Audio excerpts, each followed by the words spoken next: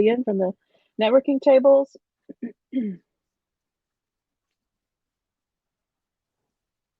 All right, welcome back, everybody. We now have Dave Kerschbaum and Alejandro Ruelas, and they are going to be presenting Learn About Your Learners with Maps and Personas. So thank you for joining us. Take it away. Uh, Hello everyone. First off, thank you, Jamie. Thank you, Taurus Lawrence, for letting us be here. We're excited to share some of the things that we've been working on and some of the learnings in our session that we're calling "Learn About Your Learners with Maps and Personas." Also, shout out to everyone who is joining us on a Friday. That's exciting. Yeah, we are from the Learning Experience Design team from SAP Concur. My name is Alejandro Ruelas. I'm an instructional designer, and I'm going to pass it over to my coworker, co-facilitator, and all-around fun guy, senior instructional designer Dave Kerschbaum. Well, thank you, Alejandro. Yeah, as mentioned, we are from SAP Concur, the learning experience team there. A couple of years ago, we changed our name and transitioned what we do from your traditional L&D team to a learning experience design team, LXD team, and that change may sound cosmetic, but really it encapsulates a shift in our focus. So we are no longer focusing on the learning products that we build, but the learners themselves. And we're no longer fulfilling, we have shifted our focus from fulfilling orders to helping to fulfill the goals of the organization. And the learning experience design mindset really is the way that we've done that. And in doing so, we become much more valuable to our organization. So Niels Floor is credited with coining the term learning experience design. And as he points to in this quote that you see on your screen, LXD focuses on enabling the learner to achieve a desired learning outcome in a human-centered and goal-oriented way. So what we're going to do today is we're going to focus on the tools and methods that we use to help bring that LXD mindset into action. So we're going to spend the first part of the session today talking about how 3 or 4 different tools and methods that we use to learn about our learners. And I say 3 or 4 because it depends on how you're counting it. There's one tool that we use that can be used for a couple of different things. The second part of our session, we are going to focus just on one tool that we use to take what we've learned about our learners and then apply that to aligning it to the needs of the organization. Um, Yeah, great. And Dave and I will be tag teaming throughout the presentation. So while one person is talking, the other person is going to do their best to monitor the chat, so we don't miss any comments or nuggets of hard-earned wisdom that y'all might have. We know this conference is called the Download, but we think it's also a great opportunity for y'all to upload things as well. So if you have any insights, please. Put it in the chat. If you have questions, put it in the question section and on the side of your screen. I'm sure if you've been to other sessions, you probably are familiar with that feature. But put the questions there, so at the end, when we have more time, we can kind of dig into them and just talk shop and kind of break those things down. But yeah, Dave. cool, Um, thanks. yeah. Yeah. So let's start with that focusing on the learners piece. Again, one thing that separates LXD from traditional LND is that focus on your learners. Because remember, they don't think of themselves as learners. That's a term we use for them, but they're software engineers or salespeople or medical professionals or truck drivers or what have you, whatever it is that they get paid doing. Um, but then even beyond that, off the job, they're parents of kids in uh, youth sports, or maybe they are half marathoners or Wordle crushers or mushroom hunters or whatever it is. That is how they think of themselves. So when we talk about learners and getting to learn about our learners, what we really need to do is learn about how, how they think of themselves and what their um, really what from a holistic standpoint, who are these people that we are designing for. The more that we learn that, the better off we can be at meeting them where they are. So Alejandro, I believe, is going to talk to you about the first tool that we use for that. Yeah, so learner personas. The way gonna go about this is give a first quick overview of what they are. I know some of you might have already some familiarity with this, but other folks might not be too familiar with this tool. So just give that quick summary to lay that foundational groundwork, and then highlight some of the key benefits that we have found as a team from using learner personas, and then tie it in with a quick story of success story that we have had recently, just to give some context. And also at the end, like, what are some of the things that are on top of mind for us? Like, what are the things that we are thinking about, asking questions about with learners personas? So with that, this is our learner persona right here. Brian, who is 26, sales development representative. But what are you actually looking at right here? This is a snapshot of a fictional person for a role that we were designing for. However, even though the persona is one person, Brian is not real. What he really is just a combination of traits from a group of target learners. We did interviews, surveys, gathered all that information, put that information together, and we made Brian. Um, some people might ask, like, okay, but like, why? Why is it useful, especially with limited time, limited resources? Why spend time making personas, making something like this? Um, we have found that there are three key benefits here. One is it helps you understand your learner on a deeper level. It's one thing to know what your manager or leader wants the learner to be able to know and do, but when you add, it's another thing when you add an extra layer of information of like, hey, what is a learner's motivation? What are their goals, their frustrations? Where are they in their career? You get a better sense of who they are, not just what they need to know or what they need to be able to do. You're more likely to design a richer learning experience that's just right for them, just right for Brian. Two, it helps define the scope and keep it anchored on our target learners from the very beginning of the process. And three, it helps us instructional designers make instructional and design decisions with the learner in mind throughout the process. Like, have you ever been in a conversation when you're like midway through a project and you're designing and developing something, and an interesting idea comes up, or like, oh, there's a cool new feature, maybe we should try this out for this thing that we're making. um, it's, you can't always call up your learners or jump on a quick call with them to test out that idea before you actually start designing and developing it.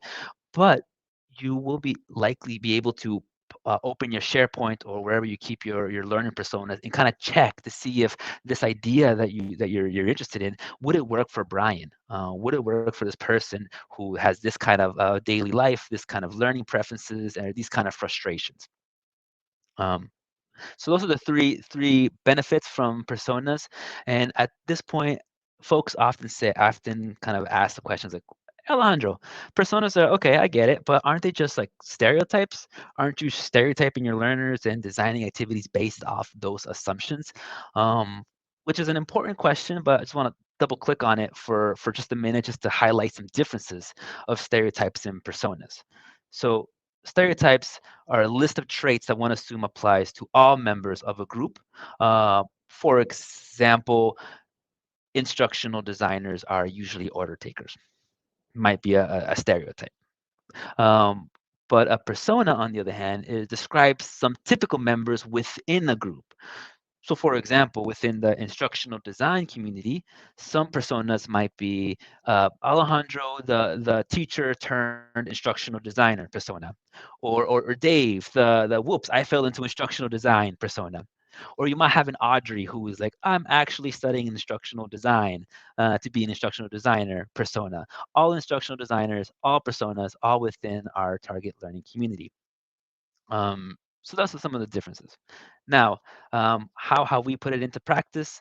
Just a quick story here. A few weeks ago, some folks approached us to help support a product launch with a very tight deadline. It was impossible to schedule focus groups, talk to learners, and there was different stakeholders who had different interaction with the end users, resulting in like different data points and assumptions, all kind of living in people's heads. But then Dave and I remembered that our team had created a bank of learning personas, and we thought maybe, just maybe we can find something in there. And we found this persona. We found Brian, and we're like, within minutes, we had these nice takeaways, like what is what motivates him, what is his frustration, where is this person in their career, and we hit like the persona jackpot. And these tools helped us kind of get on the same page on the learner, and it made the information on the learner more explicit rather than implicit, disparate knowledge that lived in people's heads. Now, we know that making personas takes time, but it really saves time at down the road. So you don't need to do extra exploration calls, conversations, changes in project. And I think our story is an example of how you get real value from these tools, maybe even like a year after making them. Because like enough time had gone by that Dave and I forgot we had this persona. But lucky for us, here it is, and it really helped out our project. So what happened next? We took this persona, did some critical thinking, found some common themes and nuances, drafted these questions, and sent it to the project lead, and he was impressed. We then brought in other folks into the conversation that hadn't been part of the project, and I think the big thing is we established ourselves as key advisors when we were stepping into a space we're not familiar with or a project we're not very familiar with, and I think that was amazing. Um, but we're still learning about learning personas. And some of the things that's top of mind for us is one, how to incorporate creating learning personas into our workflow. Before, there were side projects that people picked up when they had extra time, but I don't know about y'all, but I don't have as much free time as I used to. So how can we just incorporate it more into our process? And how do we partner better with our stakeholders to create multiple personas more quickly, and how to continuously update and maintain them? So that's it for learning personas. If you have all the answers on learning personas, we would love to hear from y'all. But that's it for this bit, and I'm going to pass it over to Dave to talk about empathy maps. Great. So thank you, Ali. So if personas give you that broad place to start from in understanding who your audience is, what motivates them, what frustrates them, so on. An empathy map can help you to dive in to understand like what that same person might be feeling, saying, thinking, or doing at any particular moment of need. So, this can be helpful to influence how and what you support from a learning perspective. Excuse me. So empathy maps. One thing that's I wanted to mention before I give you a little bit of demonstration. An empathy map is not an assumptions map, so it's really important to bring in, if you can, a learner, a sample learner into this process to help you understand what it is and how it is that a person experiences this moment of need.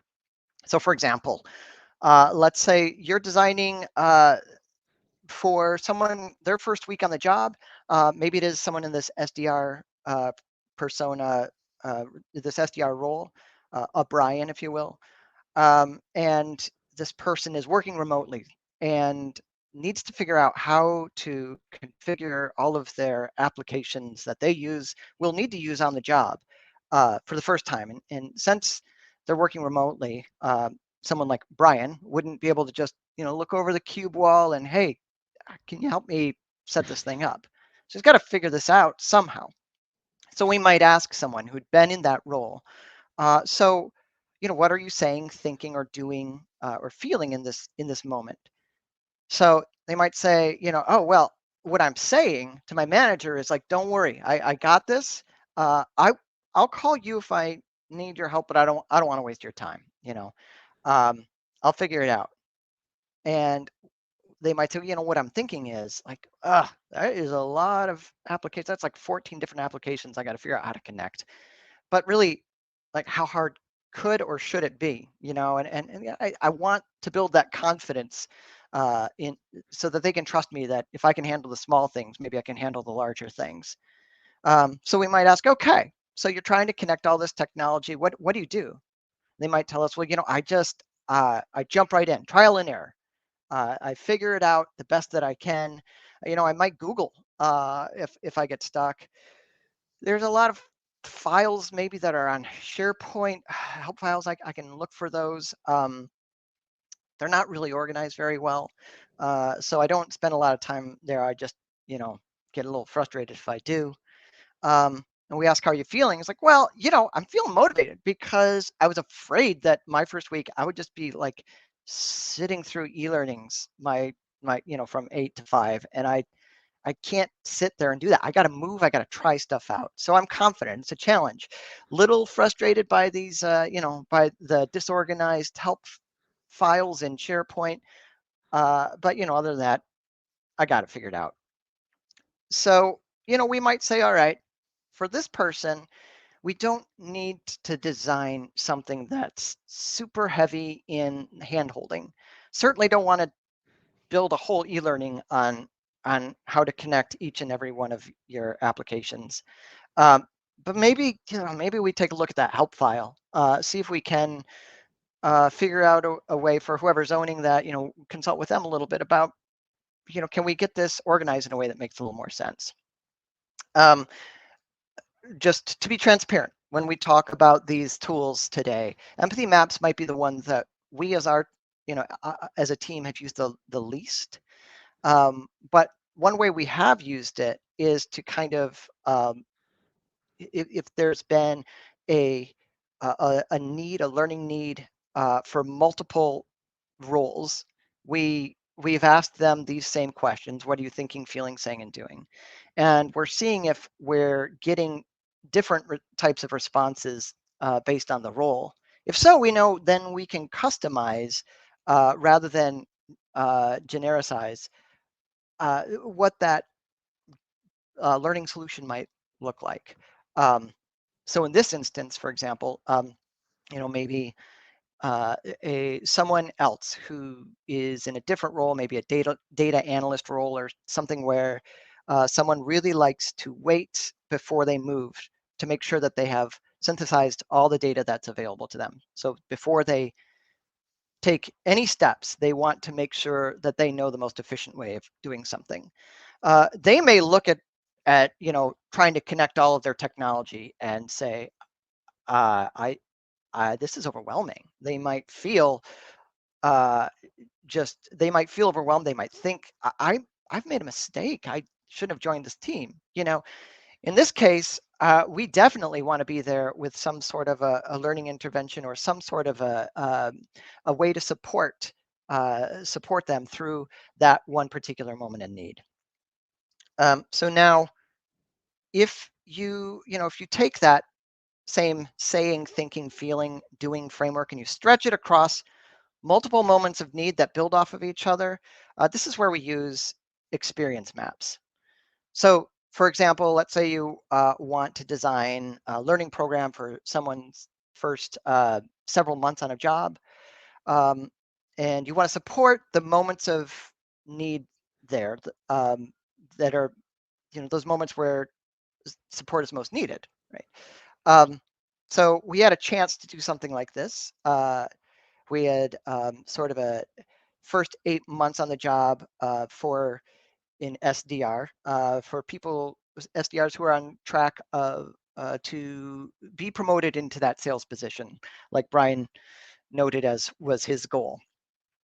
So in this case, we invited some sample learners who'd recently been promoted into that role, and we asked them, first of all, hey, can you verify, do we have these things from Brian's persona? Do we have them right about what his attitudes are, what the goals and motivations, challenges are? And they were able to say, yep, you've got this right. And they were able to add some color, some detail to it. So we really got that validation, I guess, that Brian is who we're designing this for. And then they were able to walk us through like the major steps in job development that a Brian or an SDR is likely to go through. And then just like with empathy maps, we looked at, what are those words that they're saying? What are the actions that they're doing? What are they feeling? And as he encounters these new steps in his progress, we were able, if you look at that roller coaster of feelings there, um, to borrow a phrase from Sharon Bowler and Laura Fletcher in their book, Design Thinking for Training and Development, we were able to look at those miserable moments and think about what can we do to make them magical, and start brainstorming some of those opportunities. So an experience map helps us to understand that day-to-day, moment to moment, day to day, week to week, month to month experience on the job that somebody is going through, right? So that we can find ways to support them from a learning perspective by meeting those on the job needs. But we can use the same framework to plot out someone's experience with interacting with a current learning program. Okay, so a learning program that currently exists. Using the same framework, we can look for gaps and opportunities to improve that experience. So Alejandro is going to talk now about how he's used a learning journey map for this. Okay, great. Yeah, so to kind of go over this piece right now, I'm really going to lean into my Alejandro, the teacher turned into instructional designer persona to talk about learning journey maps. By the way, if any former teachers here today? If so, let us know, as YouTubers say, put it in the comments. But okay, to set the scene, imagine you are a new teacher and you're taking over a class that's been going on for a while. You don't just pick up the learning activity that the previous teacher was working on and start making changes to then implement that activity. As sound as those revisions may be, based on learning theories, Bloom's taxonomy, or whatever, you really need that extra context. You need to know the larger goals, the ecosystem, how things fit together, what comes before, what comes after, and how does it relate to the day to day. So as an educator, you probably pull out like a curriculum map or a pacing guide, as some folks call them. Now, when I first started in this role, I was working on a project where I was looking over a course, and I had to make revisions, and I could look at learning objectives all day and trying to figure out ways to make it more interactive. But I had flashbacks to when I was a teacher and thinking like, man, I could really use like the actual curriculum. Is there anything like that that I can kind of just take a bird's eye view and just figure out what the whole program looks like, not just a little component of it? But unfortunately, there wasn't anything like that. And I thought, what the heck? Like, I'll make one. I'll create something. This was when I had more free time earlier on, when I can kind of do these little extra things. But what you're seeing right here is my first attempt. This is my first map. It's rough, but there are a couple of things that I really loved about it, and it's on Mural. So I took a template, and it looks very similar to the map that Dave showed us, but it has a different purpose for it. So I've literally went through the whole program, and I kind of mapped out all the different touch points in a way to visually represent what the journey looks like. And one, it made it visual. So the information was in text form or cells on a spreadsheet or a design doc, which is not very pleasing to the eye. And this is like more like visual, like, oh, okay, you can put color with meaning and shapes and put text in there to really make it really easy to understand. And the thing that was really neat was it highlighted a lot of interesting patterns that were kind of hidden in spreadsheets and cells before. One of my favorite examples was that in this program, there was 29 e-learning courses, all right? 26 out of those 29 were RISE courses, and the three remaining ones were Articulate 360. And very quickly I saw that. I'm like, okay, like that's interesting. Like, why? Why are we doing so many RISE courses and not leveraging the more powerful software? Like, what's going on there? Or to be able to see when we were presenting a specific kind of a learning intervention on like a week to week basis, and kind of seeing some patterns there. So for example, on week 4, we asked them to do I don't know, 7 e-learnings, and in the following week no e-learnings but a ton of one-on-one conversations, and in the following week no one-on-one conversations but a bunch of e-learnings, and then just sitting back and wondering why is it like that, really asking those critical questions, and then being able to go into a conversation with the stakeholder and just say, hey, this is the program as it exists today. Let's look at it, let's talk about it, and let's play around with it. My manager worded it in a way that I really liked. She called it like a playground where you can go in and you can play with ideas. If this thing is really like, if it's really valuable, but it's not the right time, we just drag and drop and bring it over to this week where it makes more sense.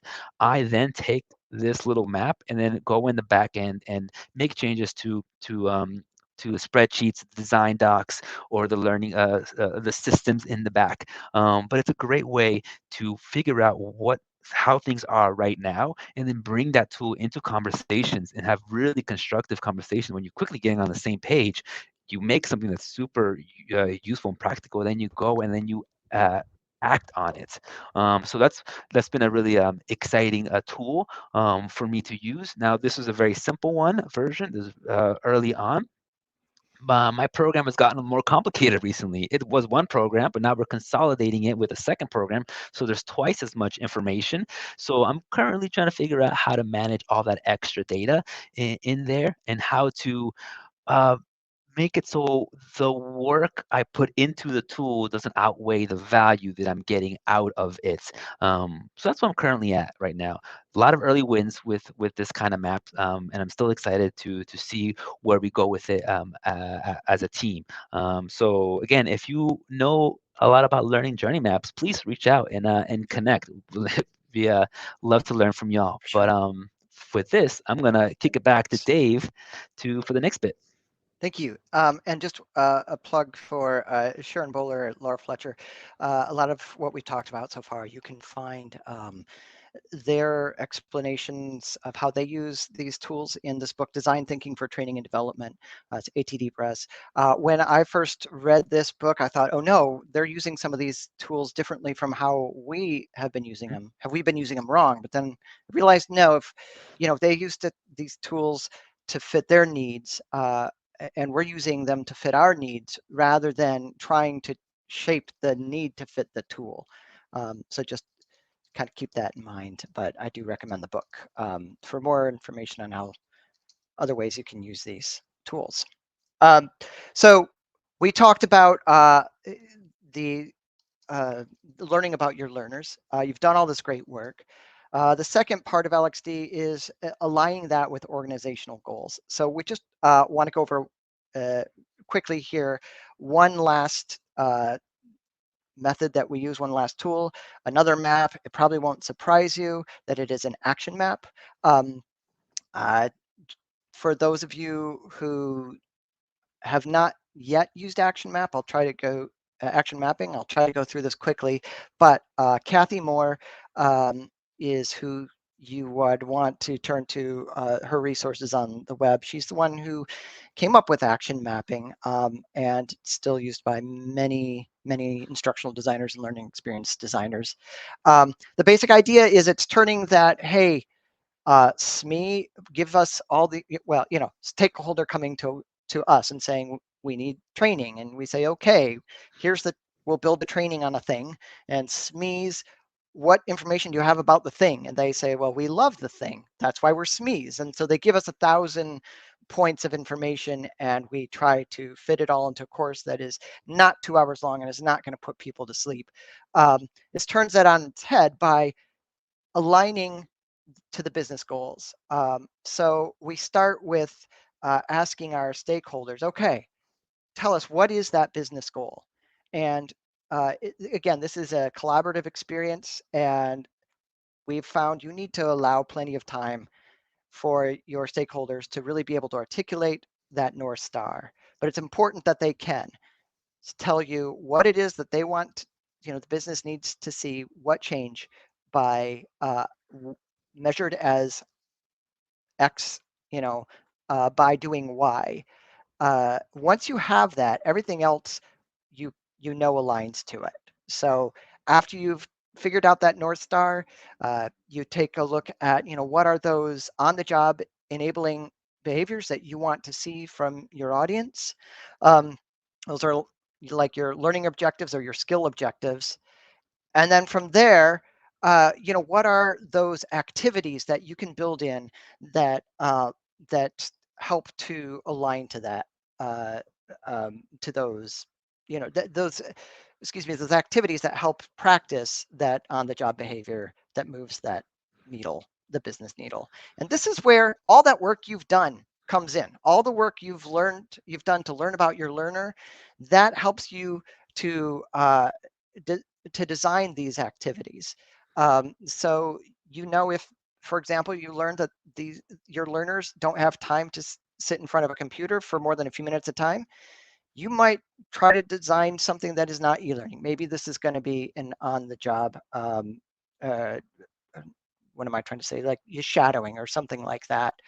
Um, and then finally, you take that knowledge from your SMEs that you love, and distill it down to what is the bare minimum amount of information that someone would need to be able to complete that exercise that replicates that on-the-job behavior that enables that business goal. And this, of course, assumes that training is the solution. And Ale, real quickly, I think you wanted to talk about a tool you like, or something you like to use to make sure that training is, in fact, the solution. Yes, if you can click, oh, perfect, there it is. Yeah, this is my favorite part. This is the most fun for me, this little flow chart, and it really makes the action mapping session um, run very, very smoothly. So at this point, you have already decided, you already figured out what your main goal is and identified some of the desired behaviors that you want folks to be able to do. But you need to decide, okay, like what are the barriers? What are the issues that are in the way that you need to solve for? And this is essentially a job aid that kind of like what you give to your learners or your end users, and so they don't have to do any kind of training or anything, just something they can just kind of use and they can kind of go through the process. You use this with your stakeholders, like a job aid for them, and it helps you so you don't have to then be the sage on the stage and be able to like teach them how to what the process is, and then they do it. Is you kind of on the side and they can kind of go through it and they're learning about the process as they do it, and it's really neat. So for example, let's say let's go back to our persona Brian, right? And let's just say the desired behavior is for him to make a really good cup of coffee. All right, just to give a silly example, and be like, okay, cool. So what's the barrier here? Is it motivation? Maybe Brian, he actually doesn't like coffee. He's a tea guy. He's a teetotaler. I think is the expression. Maybe not. But he likes tea. He doesn't like coffee, so he's not motivated to make coffee at work. And training isn't gonna solve that. So like, okay, they go through that flow chart and they're back at the beginning and like, okay, if it's not motivation, is this I don't know, environment, something in his working environment. Maybe actually Brian is a coffee snob. He loves coffee, but at his office there's a Keurig, and he's like, I'm not making coffee out of a Keurig. Are you crazy? Training's not gonna fix that. So or maybe he is a remote worker and doesn't actually have the equipment to make coffee. So that's something that training, different kinds of sessions, job aids aren't gonna fix. So it's great to see stakeholders kind of working through that, and they kind of internalize the process, and then eventually we can identify the things that we can focus on and design for, is just the gaps in skills and knowledge. So maybe Brian is very motivated to make coffee. He has all the equipment, but he doesn't have the knowledge of like what's the process like. How much you have to weigh something, or how long is the steep. You can tell I don't drink coffee, but You're doing but great. yeah, thank you. Or maybe his skills. Maybe he does know the process, but he just hasn't practiced it, and then he just got to get like actually do some kind of exercises to kind of get really good at it. Um, what the really cool thing about this is that by the second time that you do this with the stakeholder, they understand it, they know the process, and then you can kind of step away and they're kind of doing it on their own. And it's really neat if you do other sessions with stakeholders who've done actually this in the past. They can then kind of facilitate that part of action mapping with their teammates, and they're like, okay, this is what you need to do, and then you do this, and actually that's environment. We can't do that. And it's kind of neat to be on the side, just be like having like a proud moment, proud facilitator moment. So I just want to highlight that this pro tip, just one of my favorite pieces. It's also from Kathy Moore. I believe it's in her book, but it's like definitely something that you should incorporate into your sessions if you're not already doing so. Yep. So those, that's the 3 or 4 different tools that we use to learn about your learners, and then the one that we use all the time to align those what we've learned about our learners to the goals of the organization, kind of rounding out both edges there of learning experience design. How are we doing on time? I have the monitor that I've got that kind of covered up here with You have 4 minutes. 4 minutes. Okay. Um, are are there any questions that have come through in the chat that we can get to, or any comments?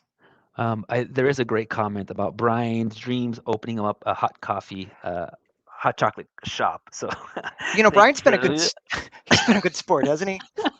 love it, love it. For a fictional character, he's great. Yeah. Oh, I see one here from Tanya. Kathy Moore has that job aid on her website. Oh, great. Perfect. And thank you for including that link there. Hmm. Cool. Cool. Yeah, anything else that's come through? I'm not seeing any other questions, any other comments. Oh, But if you do think of questions or you do think of things oh, you want I, to, s- I'm yeah, sorry, I see a good one, Ale. go for it. Tyler asks, can you speak more about separating persona from stereotypes? So in 2.5 minutes, what would you be able to say there? And Ooh. I think we are going to be available for a few minutes. Is that right? Afterwards Um. in the lobby? Yes, you'll have about 5 minutes. Okay. Okay. Um, yeah, it's just for me, for a persona, it's like a stereotype is really, really general. It's just like all these people are like this. And then a persona is like there's that larger group, but you kind of break it into smaller chunks, and you kind of get really, really specific of like, okay, out of that smaller target group, what are some of the traits that those folks might have. I wish I could come up with more examples, but I don't want to get into like cultural examples or like with Mhm. race examples because that might Sure. be kind of tricky. But Dave, I don't Yeah, know if you just yeah. I see a follow-up. So would you create one persona for that group or multiple personas?